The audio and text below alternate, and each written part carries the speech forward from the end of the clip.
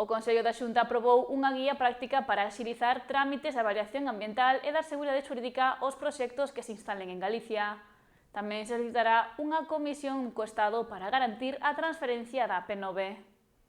Esta mañá celebrouse un novo Consello da Xunta no que o Goberno autonómico avanzou en diferentes ámbitos.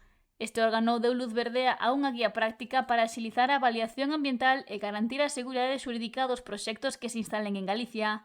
Estará a disposición de promotores e órganos de avaliación ambiental. Ata agora non había un marco claro nin criterios comuns e, polo tanto, o que queremos é facilitar a tramitación, seguir con todas as garantías observadas ata agora, pero facer a tramitación moito máis sinxela. E, polo tanto, o que aprobamos foi unha guía práctica que vai ser pioneira en España, ninguna outra comunidade autónoma a ten, para axilizar a avaliación ambiental sin perder en ningún momento a seguridade xurídica dos proxectos que se instalen en Galicia. Xa digo, o obxectivo é facilitar a tramitación mantendo todas as garantías, sendo extremadamente riguroso. Imos conseguir varias cousas ao mesmo tempo. Por un lado, máis seguridade xurídica nos promotores, por outro lado, facilitamos os traballos técnicos ante a Administración e xa en terceiro lugar reduciremos esas consultas, requerimentos e a veces esa corrección de documentación.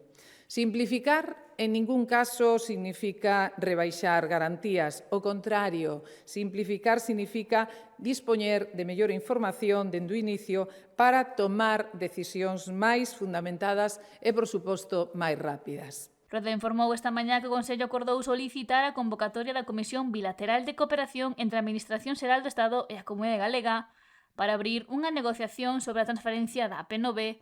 O presidente da Xunta afirmou que con isto se busca clarificar e resolver as diferencias que ahora mesmo existen entre a Xunta de Galicia e o Estado sobre a Lei Orgánica de Transferencia da AP9. Por que pedimos esta comisión bilateral? Porque ten que ser anterior a calquera outro paso, incluído a reunión da Comisión Mixta de Transferencias, porque a Comisión Mixta de Transferencias o que plantexaría é negociar o traspaso da autoestrada nas condicións fixadas pola Lei Orgánica e estas condicións son, dende o principio, de todo punto inaceptables. Discrepamos con estas condicións e o que queremos nesta Comisión Mixta de Transferencias é discutir o cambio esta bilateral é discutir o cambio das condicións da lei para despois poder chegar a un acordo na Comisión Mixta de Transferencias. O Goberno galego aprobou destinar máis de 4 millóns de euros a mellorar acondicionamento e construción de novas infraestruturas na base da Xunta de medios aéreos contra incendios de Antela. Acordamos